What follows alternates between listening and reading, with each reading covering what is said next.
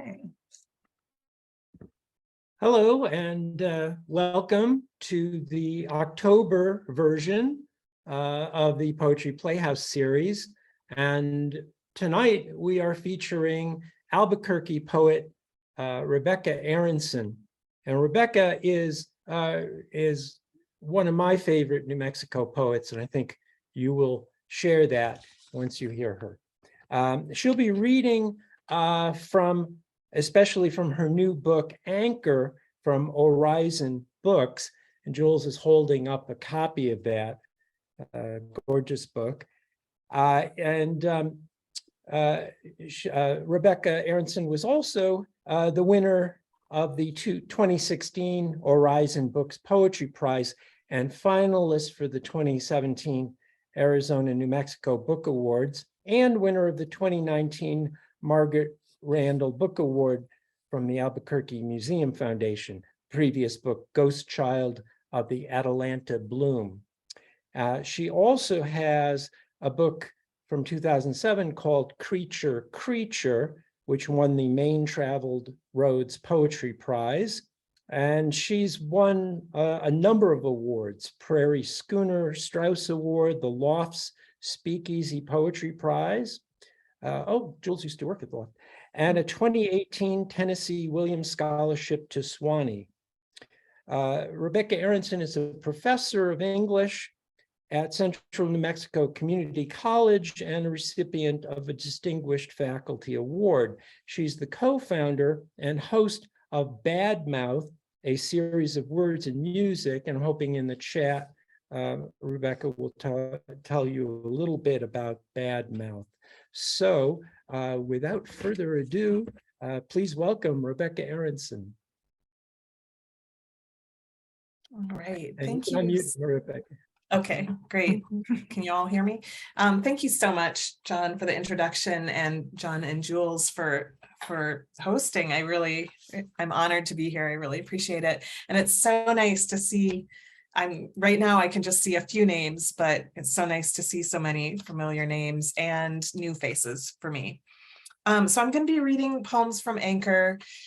I'm just going to give a brief kind of overview of the book to give context and and just set up the reading. So Anchor was begun several years ago when my father, who had not yet been diagnosed with anything, suddenly he had been, he was older, but he had been healthy and athletic and a runner, and suddenly was falling constantly. And later he was diagnosed with Parkinson's, among other conditions. But when he first started falling, we didn't know why. He just suddenly couldn't stay upright anymore. And that got me thinking a lot about the force of gravity and kind of wondering, what is it? I mean, I know what it is, but not really, not so that I could actually explain it to anyone. And so I started doing a little sort of very light physics reading. Carlo Rovelli's 7 Brief Lessons on Physics was helpful. And then at the same time, in my less sciencey, more poety way, I was also beginning to envision gravity as a kind of a character, a capricious god, or maybe just sort of a middle school bully. And so I started this series of letters written to gravity, and those make up the spine of the book. And there's about 10 of them throughout the book. So I'll be reading some of those letters to gravity. And I wanted to say one more thing before I begin, which is that I did sort of plan out a set, as you do, but if there's, I know that some of you have already read the book, and so if there's poems that you would like to hear, just tell me. I'm taking requests as well. So unmute and tell me, or put it in the chat and I'll try and check. All right, so I'm going to begin with 2 of the Dear Gravity poems. So these are the letters to gravity.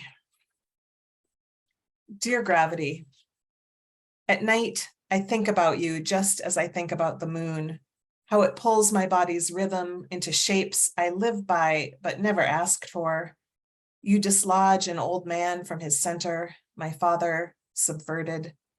You and the moon meddle and distort. I want to understand, as if knowledge were actually power. Things fall because space curves. Space curves because of matter. The body's matter displaces space a little with every step, and so he falls, my father, his mind on the curve of pavement, carefully treading on matter's ghostly shadow.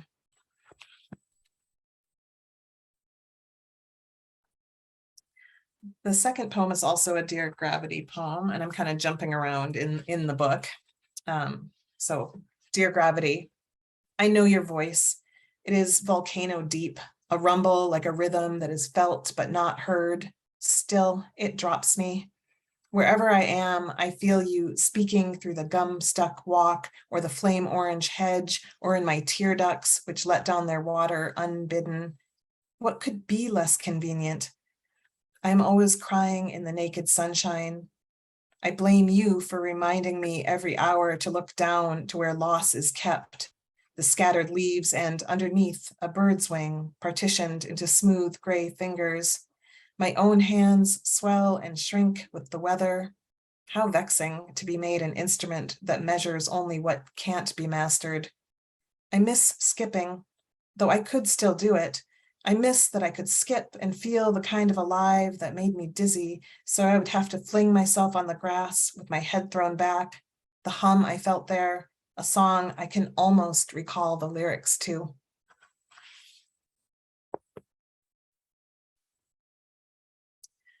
This next poem comes, it came originally from when my son, who's now a teenager, was very, very small. He used to tell us stories about where he was before he was born. And he did this with utter certainty and many, many details. And so the poem source begins with those stories and then goes other places. Source. My child lived in a tree stump with his 1,000 brothers before he came to us. When it was time to leave, the next in line would care for the rest. He used to miss them before the memory of them leaked away. Pregnant, I dreamed him a kitten, dreamed him a wild-haired girl, a drowned surfer, come back to live again. Today, I am thinking about cremation, how a body surrenders to flames, arrives as delicate ash someone might toss into wind. My mother used to ask where her husband was buried, but she has forgotten everything she ever wondered. My sister has hidden his urn where she won't accidentally unearth it while searching for a missing glove or the right-sized envelope.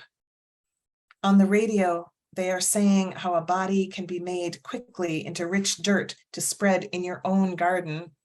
Compost so hot, even the bones break down. This is an afterlife I can imagine. Before the illness took his balance, my father ran hills. It was like putting on armor or making a bargain he believed he would always be able to negotiate. There was an origami crane I was learning to make. With every refolding, its crisp lines dissolved imperceptibly until suddenly it was no longer a crane. However fast or slow the final burning, I like to imagine something of us returns to that tree stump where the unbodied live in what used to be called their minds.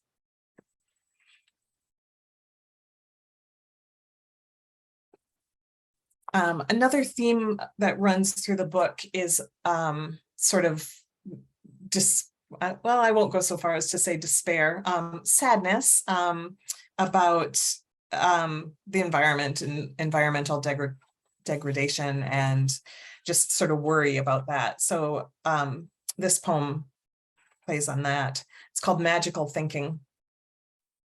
I know we know no cure for this century, with its burning islands of trash, its traps of plastic. On the sale table, a book of photographs is all brightness and geometry, well-framed portraits of someone else's daily misery. Yellow sheets hung on the line to look like sunshine against a patchwork wall of dissipating mud. Beauty fools me. I didn't want to wait for what came next. I didn't see what was coming. I didn't ask enough. Will these be the mantras of the next decade? Because it's painful to know the truth, I eat little packets of seaweed and imagine coral reefs somehow bubbled back from ruin. Because wild poppies grow in sidewalk cracks, fed on street tar, I carry hope on my hip. Like a weapon, I'm always ready to flash.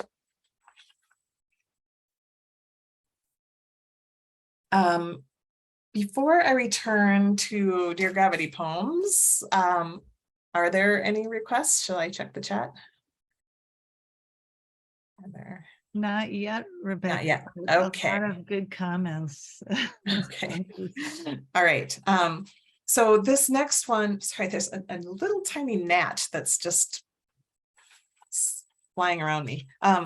This next one is, I believe, the first Dear Gravity poem that I wrote. It was written, kind of scribbled in a notebook, sitting by my father's hospital bed near the end of his life. Dear Gravity, my father in his bed is a wrinkle among thin blankets, his breath an engine turning over. His arms go up sometimes in his ungentle sleep, as if to protect the eggshell of his skull, as if he is hiding under the desk of the world and the sirens have begun to blare. Dear Gravity, I cannot say he doesn't float despite this heaviness. He drifts in a half sleep, speaks in a half tongue, such dreaming only the dying can do.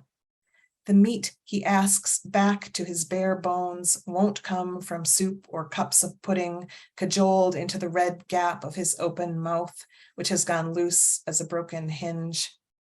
One more only, this the very last, the nurse says, spoon tilted, her own hips straight and solid. Someone so planted in the world, it would take a violence to uproot her. My father both sinks and soars in his dry, thin paper skin. His lips are red and dark despite their roughed up skin, despite such poverty of moisture. They demark the entrance to the watery cave of his body. The lexicon of questions is poor in relation to that vast tunnel, the red and slightly pulsing tunnel beyond the ivory markers of his rotted porcelain teeth. Where in that disintegrating labyrinth is the him that is, not the lights that flash and blink on the body's dashboard, not the automatic systems that stutter along until they don't, not even the voice that sometimes booms out orders, surprising the muddle of confounded mutters, the litany of small refusals whispered hoarsely in the direction of the lamp's plastic-wrapped shade. What is left, Gravity, after the body has been turned to ashes, and after his imprint and stink have been replaced by someone else's, and after, even, the words have been spoken among friends and family, and the catered panini cleared finally away, after the urn has been placed on a mantle, where will he be? Not anywhere anyone's hand can reach for his own, which rests yet on the blanket, and through which runs a live blue vein, like a mountain range at dusk, seen from very far above.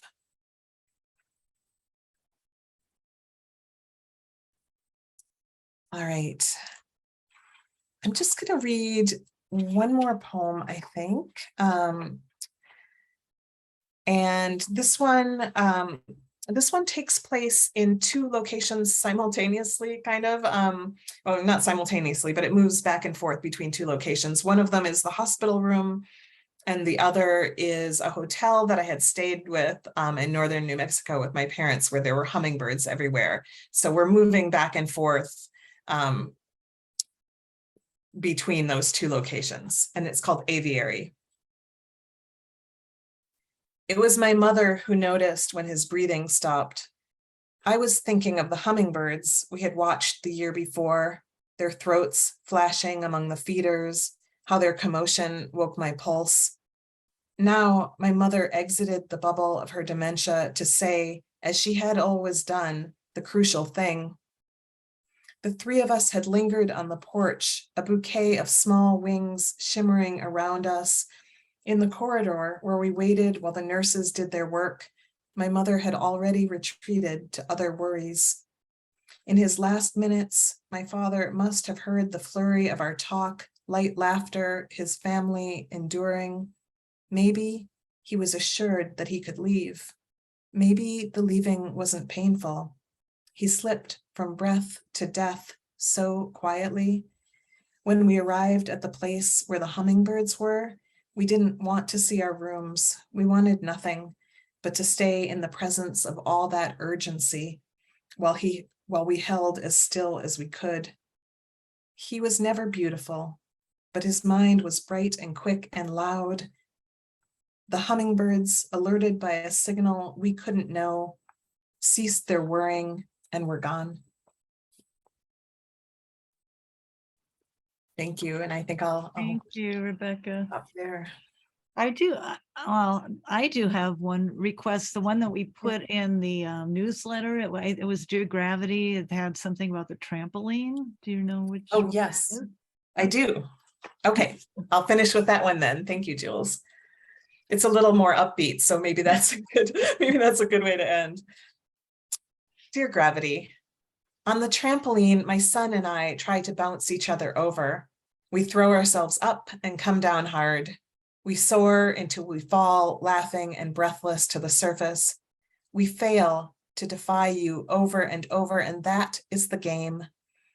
We are bodies making room for ourselves in space, pushing the invisible curtain out of the way, nitrogen and oxygen and the other vapors ricocheting madly, as I suppose they must always do. Everything I want is here. The breaths I take easily and the purposeful displacement of matter, my body feeling itself work and doing all right. A boy whose cells are also mine. We will never win the game. We are dying of laughter, and the light is fading, and the birds have started up their evening prattle that I think must have something to say about their allegiance to air, even as they land and settle on high branches. Thank you. Wow. You can unmute if you'd like, have a little round of applause for Rebecca Aronson. Thank you. Thank you. And I want to get our conversation going. And the last poem, thank you for suggesting it, Jules. I think it's the last one in the book as well. And it certainly is a good note to end on. And I love that. In the intense urgency of things, it occurs to me that that gravity, that the downward pull of the falling, so forth, is a major theme. And as you mentioned, gravity is a kind of character. But there's also the other side, the levitation or whatever. Wind is also a character, and things like trampolines and other flying and other forms of getting. So could you talk a little bit about that tension and how you worked with that tension in the book? Yeah, thanks for that question. I mean, so even though I am envisioning gravity as sort of a bit of a bully or a not entirely benevolent God in this book, of course, gravity is also necessary and what keeps us grounded. And so there's the tension in that character. Gravity certainly can't be fully a villain and is never quite malicious in these poems. And then yeah, I'm also, I think, maybe because New Mexico is so windy sometimes, I do think that air and wind and also birds flap through a lot of my poems. I think that's just another force that's often in my hair and in my mind. and of course, mind. You have the material, which is downward pulling, and you have mind, which is ascending, and so forth.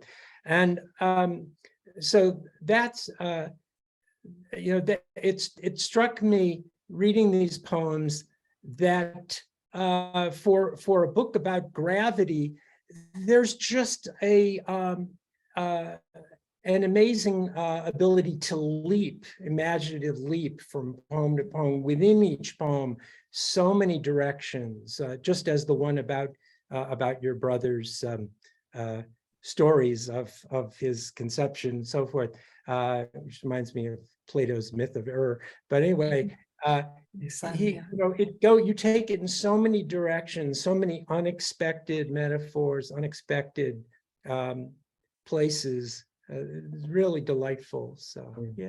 Thank you. I'm going to show the cover again too. Can you talk about the cover a little bit, Rebecca, or where you got this really interesting drawing? Yeah, so I can't take responsibility for finding the drawing, actually. I knew is pretty much, which this is unusual for me. My last two collections, I must have gone through 15 or 16 titles before I settled. This one, as soon as I had the poems together, I pretty much knew that Anchor was the title. But I didn't have an idea for a cover. I knew what I didn't want, but I didn't really know what I did. And I sent some of those Dear Gravity poems to my friend Felicia Caton Garcia, who's a local writer, and she also works at CNM, and a good friend. And she, I mean, within, I don't know, I remember it as minutes, but it was probably hours. She sent me a bunch of images, and among them was the one that we chose for the book. And it just, I knew instantly that she had hit on it, because not only is the pelvis the anchor of the body, but it looks like an anchor. And there's so much about parenting and being parented, and also bones in this book. And it just, I knew that it was exactly right. And luckily my editor, my publisher agreed, and they found, I'm not sure where Felicia found the image originally, someplace on the internet, but then my publisher also did a search and found the same image that we could use. It was open source, so. Oh, good. And that always helps. Yeah, it does. And it was such a lucky, Right. I feel lucky to have friends who are such careful, thoughtful readers. And it's Orison Books. So do you want to tell us about Orison Books or anything? Sure.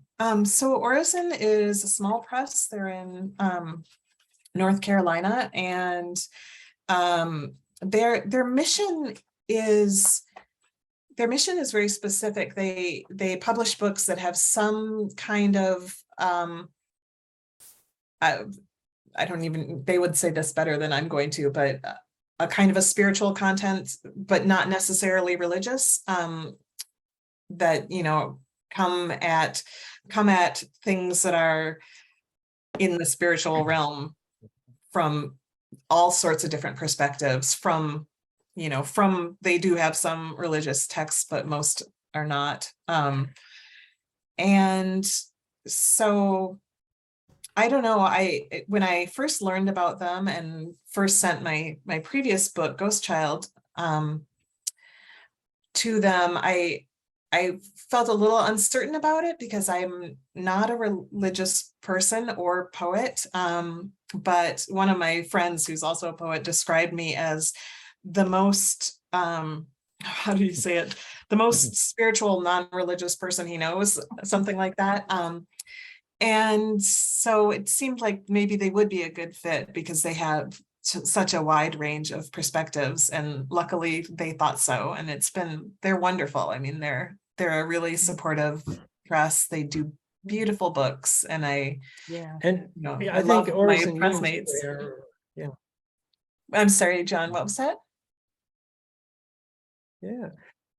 Oh, no, I said I think Orison means prayer or prayer song or something. Yes, like that. exactly. It's Yeah. very, But Yeah. airy or air. Well, isn't Yeah, air or spiritual air. kind of, but Yeah. it's that Yeah. And anti-gravity. yeah, I Something. was just wondering if you could talk a little bit about the spirit, because I hadn't thought of it when I read the book, because it's not a conventionally religious text by any means, Yeah. but it is a book that confronts those big issues of life, death, birth, death, grief, that religions and philosophies do confront. So, but it does it in a very different way.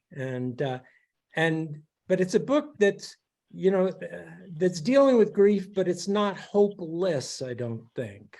So, yeah.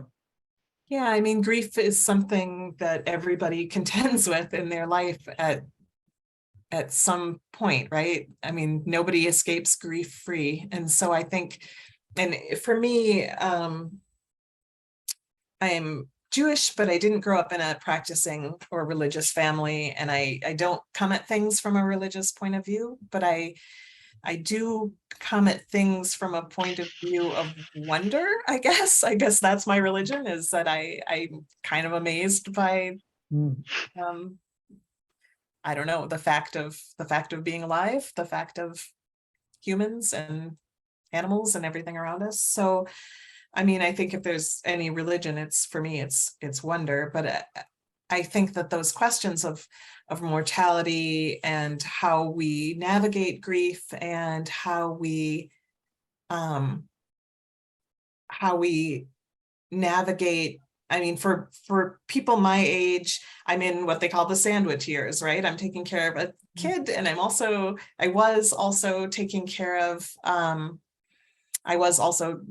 taking care of my aging parents. So, and I think a lot of people find themselves midlife in that place where they're being pulled both by childcare and parent care. And so that really, both birthing a child and watching my parents age and die, both those things really make you think about mortality. And Yeah. so there's definitely a sense of wonder, and I love how you slip in those little epiphanies without hitting us over the head with them. That's one thing I appreciate about this book. There's no preaching, or there's no overstatement. It's just, yeah. I'm And we glad have to one hear question in the it. chat too. So I'll ask a question. This is from Ray Johnson. Well, let's see if I read it exactly. He was talking about the connection to life and death and your father, and when he kept falling. Can you talk about that falling? And I guess I personally can relate to that too, with parents caretaking. But my mom was falling a lot, and we couldn't figure out why. But that whole balance thing. So do you want to talk Speaking of about balance, that? I got a internet connection unstable. Anybody else get it's a one little of bit those? iffy here. I can't do anything about that. Sounds like New Mexico. It's probably windy out. Yeah. Yeah. Go ahead, Rebecca. Yeah, I mean, the falling was, it's always, I think it's a little bit shocking when your parents start to fail. And the falling was there was no sort of brushing it off. Like when my mother had dementia, and when somebody starts to lose their memory, at first you can kind of say, oh, well, it's probably just part of we all forget things. It's part of the natural process. But when somebody's falling, there's no getting around it. And it's very scary. And there were a few times where I literally caught him before he hit his head on something. And there were a few times where I was unable to catch him. I wasn't there quick enough, and he fell. And also I was here in New Mexico, and my parents were in Minnesota. So I wasn't there. And so I would get a call from somebody, one of my siblings or my mother, that my dad was in the hospital, and then just fly back when I could.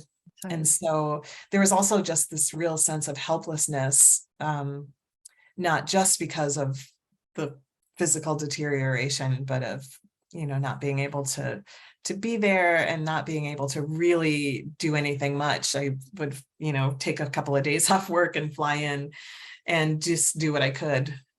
But Yeah, and that brings us, well, we won't go there, but that's a whole other issue about grief in America and the corporate workplace and time off. absolutely. When you Yeah. have out of state things, and you never really know what's going on until you're there. But thank you. And let's see, Scott Wigerman says this book seems to be more grounded in narrative than previous books of yours. Would you agree? And why do you think Yes. that is? Yeah. Yeah, Scott, thank you for the question and thank you for being here. I do agree. My pleasure.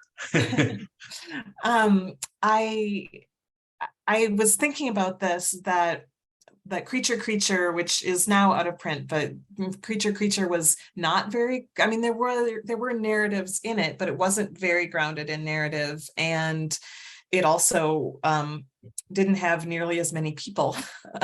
It's, Creature, it was very animal-y, but also is very much in the natural world. And then Ghost Child became more peopled and more narrative. And I think and that wasn't really on purpose, but it's just sort of the way what's happening in my life has unfolded with Anchor. I wrote it over a much shorter period of time. And so there was a much more definite narrative arc happening for me in the way that the previous two books didn't have, because they were so, they were written over such a long period of time. If that makes I sense. see a couple people with their hands up. Jules, do you want to call on someone? Brad, did you have a question? I know your hand's I been up. did have a question. I related to Brad, what you and- said about wonder as a basis for spirituality a lot. Also, my mom had Parkinson's and fell in the bathroom in the middle of the night one time and was on the floor for hours until my brother found her. That's heartbreaking. Yeah. Yeah. But I love some of your lines. Making a bargain, he believed he would always be able to negotiate. And then where in that disintegrating labyrinth is the him that is. And he slipped from breath to death so quietly. Yeah. Those are wonderful lines. Thank you, Brett. I appreciate it. Thank you. And Windia, Wendy, you want to unmute yourself? Thank you. do you have a Hi. question, Windia? Yes, I was just going to say that I flew into Albuquerque, New Mexico about 5 months ago. So I'm grateful for John and Jules for creating this group and for having these readers on. And I've been able to meet so many great poets here. And now I know you, Rebecca. So thank you so much for those beautiful poems. Letters to Gravity, that's just genius. You can't beat that. That's amazing. Can you please tell us more about Badmouth and how that came about? Sure. Thank you. Thank you for your question. And it's nice to meet you, Windia. So Badmouth came about, boy, I think it must have been about 2015 or so, with my friend and fellow poet who used to live in Albuquerque, Erin Adair Hodges. We were talking about, one night we were talking about how we wish that there was a series where we could hear poetry, but also maybe fiction or nonfiction, and also music, and also there might be wine. And so we decided, we just sort of made up this thing that we would like to go to. And then we decided to start it. And so Erin and I started it together. And yes, you're right, Eleanor, thank you for being here. And I just saw her comment that Erin's also caring for aging parents and writing poetry. She's in Kansas City now. I just saw her actually. So we started Badmouth and it had a few different homes. We were at Tortuga Gallery, which is a wonderful spot for a while. And then we moved over to Q Staff, which is an old theater on Broadway, a really wonderful space. And Erin had moved on. She's now in Kansas City, so I've been running it alone, but it was, music and poetry and other genres and a little bit of everything, and just a really fun, intimate kind of celebration of literature and music.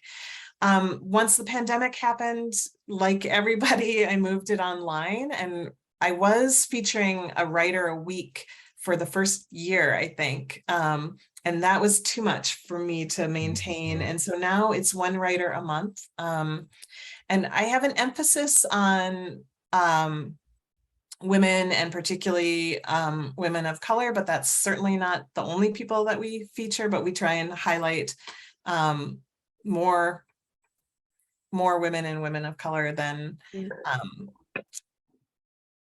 other people, but it's a mix. And so one feature a month. We have a YouTube channel. We post it online. I post it to the Badmouth newsletter and on my Facebook and Badmouth Facebook. And I am very much hoping to return to in-person events sometime in the upcoming future, but we're kind of waiting to see what the pandemic wants to do with us next. Thank you. Yeah. Same with us and the Playhouse workshops, waiting to see how. Okay, well, we have time for like one more question. I know, let's see, Thomas had your hand up, or? Hi there. Yeah. Okay. Can you hear me? Yes. Okay, good. I wanted to get back. Hi, Rebecca. Thank you for sharing. I wanted to get back to The Gravity, which is such a deeply personal memoir. And my question is kind of a craft question. How much do you insert yourself as the narrator in attaching yourself or detaching yourself to the content of your poem? Because I felt at some points I wanted you to go deeper and give some sort of illuminating detail about how it affected you, rather than a more of a detached point of view. So I know when you're writing, it's you sort of make that discovery on yourself, but do you consciously think about how much you're going to insert yourself in as the narrator? No, that's such an interesting question. Thank you for that. Good question. Yeah. I don't. I think that my poems and my books have gotten more sort of immediately personal with each book, just as they've gotten more narrative with each book. But it's not something I particularly think about when I'm writing the poems. And with the Dear Gravity poems in particular, they didn't, I mean, even though they're clearly very personal, they're about my process of dealing with this grief, they didn't feel so much personal as they felt just, sorry, I'm struggling how to say this. I felt like I was really writing about learning how to grieve and learning how to go through, because you don't know how to do it, right? It's like parenting, you learn as you do it. And so I felt like those poems helped me think about and process what I was experiencing, and helped me think about also what my parents were experiencing. So for me, they were very much about the process of processing grief, if that makes sense, and less about necessarily my individual experience, though that certainly was there as well. I hope that answers And I really, question. yeah, I really like the tension again between the personal and the more detached, might say universal, whatever. I think that the book does a beautiful job negotiating those poles. So, yeah, but great question. So we'll did you want end to our follow up on recording that here at pretty all, soon, or- but this is Tom, Anchor, honest- and Thank you again, everybody, and we can have a round of applause for Okay, yeah. Rebecca. Thanks. Thank you again, Rebecca. And thank you all. What wonderful questions and what a great audience. Yeah. Thanks. Yeah, thank you. And,